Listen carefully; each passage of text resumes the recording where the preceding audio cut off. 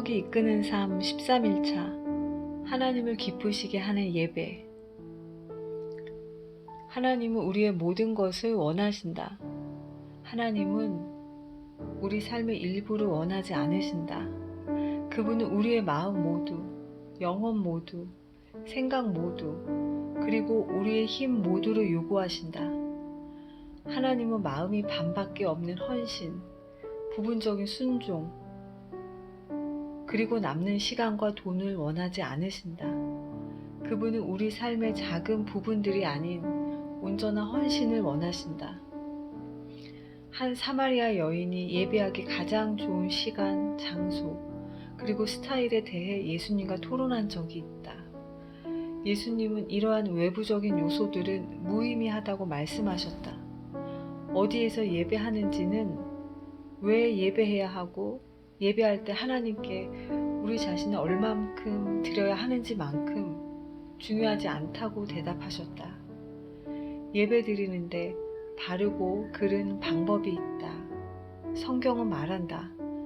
하나님께 감사드리고 하나님이 기뻐하시는 방법으로 예배 드리자. 히브리서 12장 28절. 하나님을 기쁘시게 하는 예배에는 4가지 특징이 있다. 첫 번째, 하나님은 우리의 예배가 정확할 때 기뻐하신다. 사람들은 때때로 나는 하나님을 뭐뭐라고 생각하는 것을 좋아해 라고 말한다. 그리고 그들이 예배드리고 싶은 모습의 하나님에 대해 나눈다. 하지만 우리는 우리가 대하기 편안하고 모든 사람들이 받아들일 수 있는 하나님의 이미지를 만들어 그것을 예배할 수는 없다. 그것은 우상숭배다. 예배는 말씀의 진리에 바탕을 두어야 한다. 하나님에 대한 우리의 생각의 기초에서는 안 된다. 예수님은 사마리아 여인에게 말씀하셨다. 아버지께 참으로 예배하는 자들은 신령과 진정으로 예배할 때가 오나니 곧 이때라. 아버지께서는 이렇게 자기에게 예배하는 자들을 찾으시느니라. 요한복음 4장 23절. 진정으로 예배드리는 것은 성경에 거짓 없이 드러나신 분으로서 하나님을 예배하는 것을 의미한다. 두 번째, 하나님은 우리의 예배가 진실할 때 기뻐하신다. 영으로 예배하라. 이때 영은 성령을 의미하는 것이 아니다. 우리의 영을 뜻하는 것이다. 하나님의 형상대로 만들어졌기 때문에 우리는 지금의 몸에 잠시 거주하고 있는 영이고 하나님은 그 영이 하나님과 소통할 수 있도록 만드셨다. 예배를 드리는 것은 하나님의 영에 우리의 영이 반응하는 것이다. 예수님이 내 마음과 영혼을 다해 하나님을 사랑하라고 말씀하셨을 때 그분은 예배가 진정으로 마음에서 우러나와야 한다는 의미로 말씀하셨다. 바른 말을 하는 것보다는 그것이 진심으로 하는 말이어야 한다는 것이다. 그렇기 때문에 마음이 없는 찬양은 찬양이 아니다. 그것은 가치 없는 것이고 하나님에 대한 모욕이다. 우리가 예배 드릴 때 하나님은 우리의 말이 아니라 우리 마음의 태도를 보신다. 성경은 이렇게 말한다. 사람은 외모를 보거니와 나 여호와는 중심을 보느니라. 사무엘상 16장 7절. 예배가 하나님 안에서 기뻐하고 하나님을 즐기는 것이기 때문에 우리의 감정과 연관이 있다. 하나님은 우리가 깊은 감정을 가지고 예배를 드릴 수 있도록 우리에게 감정을 허락하셨다. 하지만 그 감정들은 조작된 것이 아닌 진정한 것이어야 한다. 하나님은 위선을 싫어하시기 때문에 예배에서 쇼나 속임수 또는 가짜를 원하지 않으시고 우리의 솔직함과 진정한 사랑을 원하신다.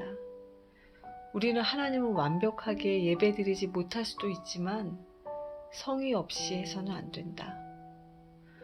물론 마음을 다하는 것으로는 충분하다고 할 수 없다. 마음을 다하지만 잘못 드릴 수도 있기 때문이다. 그래서 신령과 진정 모두가 요구되는 것이다. 예배는 진정한 것이어야 하고 정확해야 한다. 하나님을 기쁘시게 하는 예배는 감정적인 동시에 교리적이다. 우리의 마음과 머리를 모두 사용해야 하는 것이다. 오늘날 많은 사람들이 음악 때문에 감동받는 것을 성령에 의해 감동받는 것과 착각하는 경우가 있는데 이 둘은 절대 같지 않다. 실제로 감성적이고 내면에 와닿는 음악이 때로는 예배를 방해할 수도 있다. 왜냐하면 그 음악으로 인해 초점이 하나님에서 우리의 감정으로 옮겨지기 때문이다. 예배를 드릴 때 가장 큰 방해 요소는 바로 우리 자신인데 이것은 다른 사람이 우리에 대해 어떻게 생각하는지에 대한 관심과 걱정이다. 크리스천들은 하나님을 찬양하는 가장 적절한 방법에 대해 다른 의견을 가지고 있는데 그 의견들은 주로 성격과 배경의 차이에 의한 것이다. 성경에는 많은 찬양 형태들이 나와 있다. 고백, 노래, 큰 소리로 외치기, 공경의 마음을 가지고 서 있기, 무릎 꿇기, 춤, 간증, 악기 연주, 손 높이 들기 등은 그중 몇 가지일 뿐이다. 가장 좋은 찬양 스타일은 하나님이 우리에게 주신 배경과 성격에 바탕을 두고 하나님의 사랑을 가장 솔직하게 나타내는 것이다. 내 친구 게리 토마스는 많은 크리스천들이 하나님과 마음 설레는 관계를 갖기보다는 만족스럽지 못한 상투적인 예배의 관습에 갇혀 있다는 것을 깨달았다.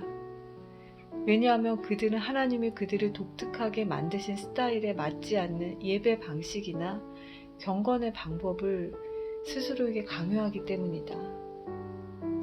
그래서 게리는 하나님이 우리를 의도적으로 모두 다른 모습으로 만드셨는데 왜 모든 사람이 같은 방법으로 하나님을 사랑해야 한다고 생각하는가라고 의문을 제시했다.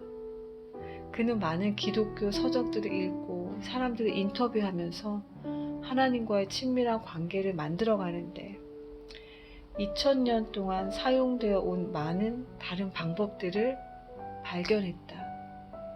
그 중에는 야외로 나가는 것, 공부하는 것, 노래, 독서, 춤, 예술품 창작, 다른 사람을 섬기는 것, 고독, 교제, 그리고 그 외 수십 가지의 다른 활동들이 있었다. 자신의 책 거룩한 길에서 게리는 사람들이 하나님께 가까이 가는 9가지 방법을 분류했다. 자연주의자들은 자연 속에서 하나님에 대한 사랑을 가장 크게 느끼고 감각주의자들은 그들의 감각으로 하나님을 사랑하는데 청각뿐 아니라 시각, 미각, 후각, 그리고 촉각을 모두 사용하는 아름다운 예배를 드린다. 전통주의자들은 의식, 성찬식, 상징, 그리고 변하지 않는 구조 등을 통해 하나님께로 가까이 간다. 금욕주의자들은 고독과 단순함 속에서 하나님을 사랑하는 것을 선호한다. 행동주의자들은 악과 맞서고 불의와 맞서며 세상을 더 나은 곳으로 만들기 위해 노력함으로써 하나님을 사랑하고, 박애주의자들은 다른 사람들을 사랑하고 그들의 필요를 채워줌으로써 하나님을 사랑한다. 열성적인 사람들은 찬양을 통해서, 묵상하는 사람들은 기도를 통해서, 그리고 지식인들은 공부함으로써 하나님을 사랑한다. 예배를 드리고 하나님과 친밀한 관계를 만들어가는 데 있어서 모든 사람에게 맞는 방법은 없다. 한 가지 확실한 것은 하나님이 의도하지 않으시는 사람이 되려고 노력해서는 하나님께 영광을 돌릴 수 없다는 것이다.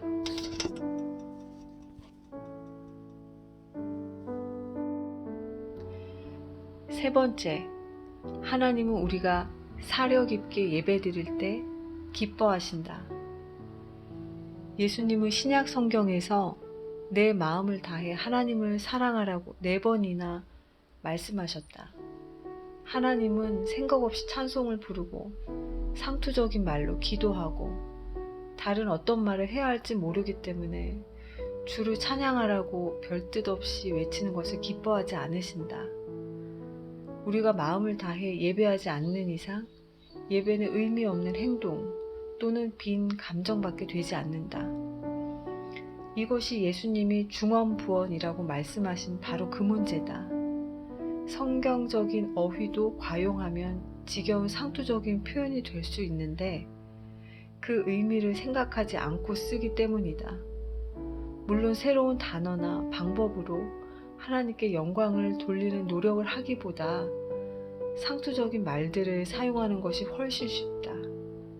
그래서 나는 말씀을 여러 다른 번역서로 읽어볼 것을 권한다. 그것은 우리가 예배 드릴 때 보다 풍부하게 표현할 수 있도록 도와줄 것이다.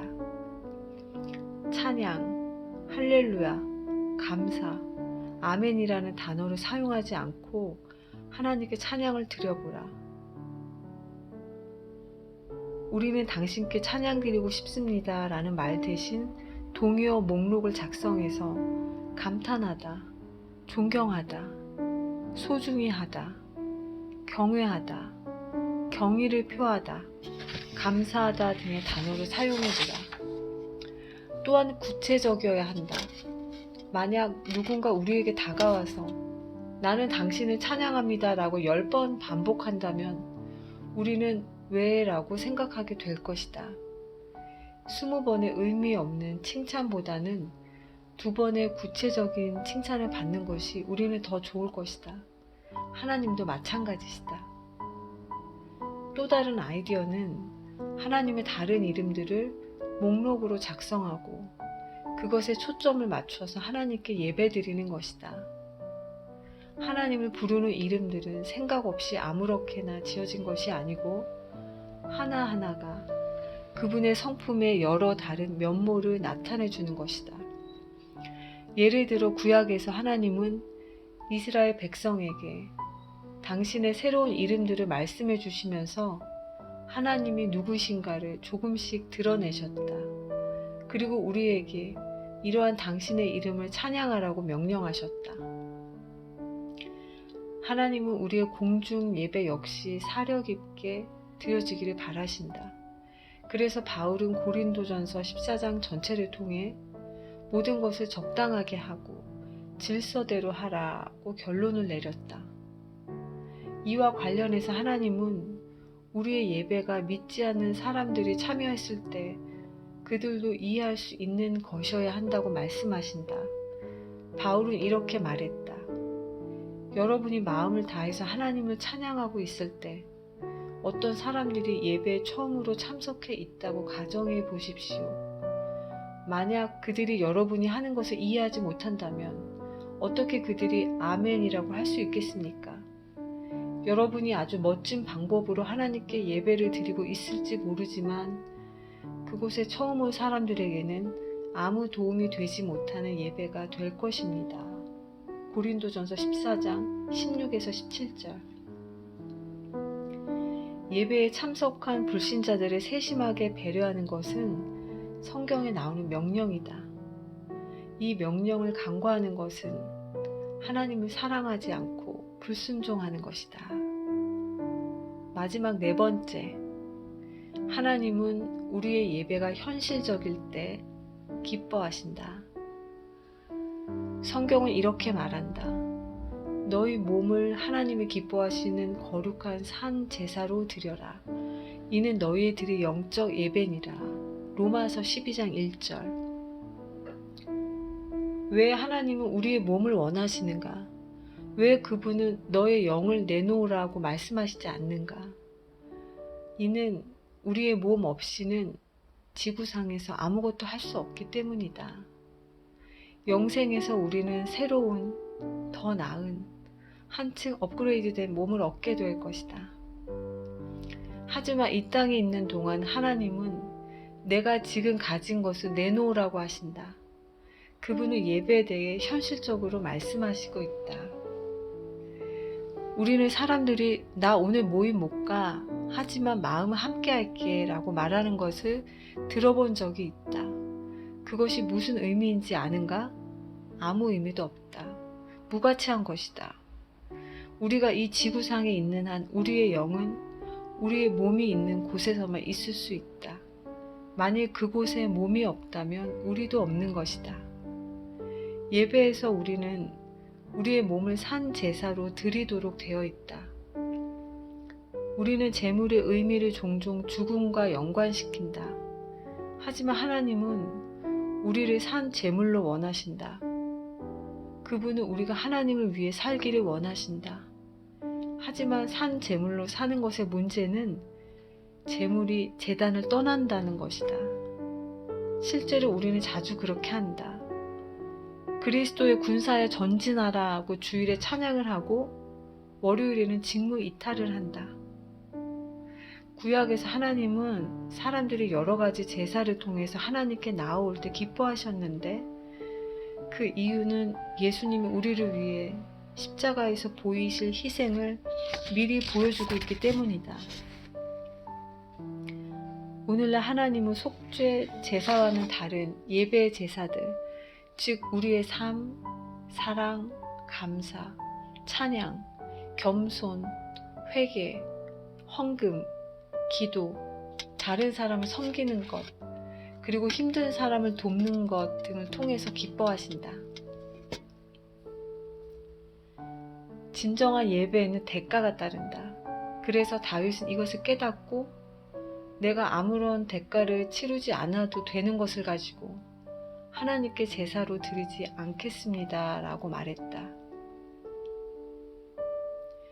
우리가 예배의 대가로 치러야 하는 것 가운데 하나는 자기 중심성이다. 우리는 하나님과 우리 자신을 동시에 높일 수 없다. 다른 사람에게 보여지거나 스스로 만족하기 위해서 예배 드려서는 안 된다. 더 이상 스스로에게 초점을 맞춰서는 안 된다. 예수님이 온 힘을 다해 하나님을 사랑하라고 말씀하셨을 때 예수님은 예배가 노력과 에너지가 필요한 것임을 가르쳐 주셨다. 그것은 항상 편리하고 편하지 않다. 그리고 가끔 예배는 의지의 표현이다. 수동적인 예배란 말은 모순되는 것이다. 그럴 수 없는 상황에서도 하나님을 찬양할 때, 피곤하지만 예배를 드리러 가기 위해 일어날 때, 또는 지쳐있지만 다른 사람들을 도울 때, 우리는 하나님께 예배의 제물을 드리는 것이다. 그것이 하나님을 기쁘시게 한다. 영국의 찬양 인도자 매트 레드먼은 자신이 목사님에게서 예배의 진정한 의미를 어떻게 배웠는지 다음과 같이 말해준다. 그 목사님은 예배가 음악 이상이라는 것을 보여주기 위해서 다른 방법으로 예배하는 방법을 배울 때까지 예배 시간 동안 노래하는 것을 금지하였다. 그 기간이 끝날 무렵 그는 예배의 마음이라는 곡을 썼다. 노래 이상의 것을 당신께 드리겠습니다. 당신이 원하시는 것은 노래 그 자체가 아니기 때문입니다. 당신은 겉으로 보이는 것보다 훨씬 깊은 곳을 보십니다. 당신은 나의 마음을 보십니다. 문제의 중심은 마음에 있다. 오늘의 생각할 점. 하나님은 나의 전부를 원하신다. 외울 말씀. 내 마음을 다하고 목숨을 다하고 뜻을 다하고 힘을 다하여 주 너의 하나님을 사랑하라. 마가복음 12장 30절 말씀. 삶으로 떠나는 질문입니다. 지금 무엇이 하나님을 더 기쁘시게 하는가? 다른 사람들과 함께 드리는 예배인가? 나의 개인적인 예배인가? 하나님을 기쁘시게 하기 위해서 나는 무엇을 할 것인가?